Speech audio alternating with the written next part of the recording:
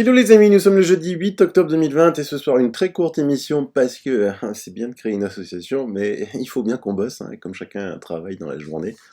Et ben on se réunit le soir en visio, en zoom, tous ensemble et on travaille pour vous apporter des nouvelles et des solutions bientôt et des actions à mener. Mais tout à l'heure là sur le mur LinkedIn de mon ami Jean-Michel Wendling, que je vous le rappelle toujours est médecin, spécialiste en prévention santé du travail, toxicologie industrielle, risque biologique. Il décrit le travail de Comet, qui est Covid Marseille Environmental Testing Expertise, est exceptionnel d'enseignement. Travaille dans la rigueur et la discrétion et tellement d'informations utiles. Unité d'élite du BPM composée de plus de 30 marins-pompiers a collecté des milliers de données sur des prélèvements d'air par des biocollecteurs de surface d'eau usée.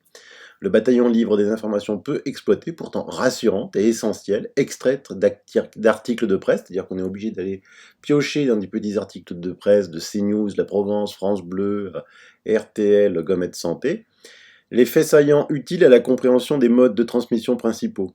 Écoutez bien, les prélèvements d'air par biocollecteurs, ce sont des pompes dragueurs 600 litres d'air ambiant filtré par minute.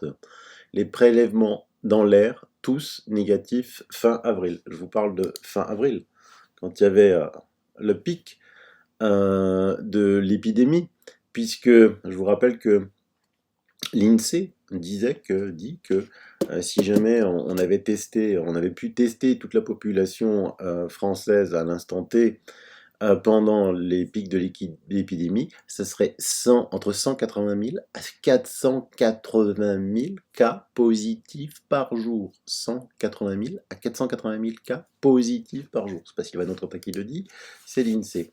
Et donc, pas de Covid-19 dans l'air. Les prélèvements de surface, par contre, locaux occupés par des malades, écoles, EHPAD, sont souvent positifs, 4,5%. Les eaux usées, collecteurs sous le parvis du stade Vélodrome, un indicateur de l'épidémie. Le coronavirus est dans la salive et les selles et son mode de transmission principal est éclairé par l'unité Comet. Bravo à eux. Et donc, je vous laisse quelques articles que j'ai trouvés, mais il y en a un qui est vraiment stupéfiant. Covid-19, il date du 2 octobre. Avec l'analyse des eaux usées, Marseille a un temps d'avance sur l'épidémie. Décidément, l'excellence est à Marseille. Je pense que c'est peut-être pour ça que les Parisiens sont fous, jaloux. Et si les marins-pompiers de Marseille avaient la solution pour repérer au plus tôt les clusters de Covid, grâce à l'analyse des eaux usées, et donc, je vous laisse lire l'article, il est assez complet, puisque la cellule Comet travaille avec une start-up française C4 Diagnostic. En moins d'une heure, on a les résultats pour savoir si le virus est présent. Des tests surfaciques effectués avant l'ouverture des classes, évidemment, afin d'enclencher immédiatement une décontamination des lieux s'ils sont positifs. Les élèves et professeurs ne reviennent toutefois que les nouvelles analyses sont négatives. En septembre, on est monté à 18 écoles testées par jour, explique le pompier chimiste. La cellule est passée à 12 personnes au début de la crise, de 12 à 30 aujourd'hui, car elle a su prouver sa pertinence. Les masques, c'est bien, mais c'est sur les surfaces que les risques de contamination sont les plus élevés. On n'arrête pas de le répéter sur cette chaîne. On n'arrête pas de le répéter sur cette chaîne. On oblige des collégiens à porter un masque. Ils changent de classe toutes les heures. Par contre, les surfaces, les tables ne sont pas désinfectées. Et c'est là que l'on se prend le Covid. C'est pas par le masque. Par contre, ce qui est beaucoup plus inquiétant, c'est qu'ils savent aussi analyser les eaux usées. Ils prélèvent un échantillon dans la bouche d'égout à la sortie de l'établissement, ici d'une EHPAD, ce qui nous permet d'éviter de rentrer dans des lieux à risque. Avec ou sans symptômes, tout le monde rejette le virus. On le retrouve dans les eaux usées. L'échantillon est analysé sur place avec un laboratoire mobile, une technique qui permet de détecter la présence du Covid-19 6 jours avant les premiers symptômes physiques, selon l'ingénieur chimiste. Pour le contre-amiral Patrick Augier, cela nous permet de donner l'alerte précocement, notamment à l'ARS, pour repérer les clusters très tôt. Une technique que personne ne fait ailleurs en France, s'étonne Alexandre Lacoste, alors qu'il suffit d'ouvrir une bouche d'égout et de faire un prélèvement. Marseille est en effet la seule ville du pays à tester les eaux usées, s'enorgueillit le premier adjoint de la mairie, Benoît Payan.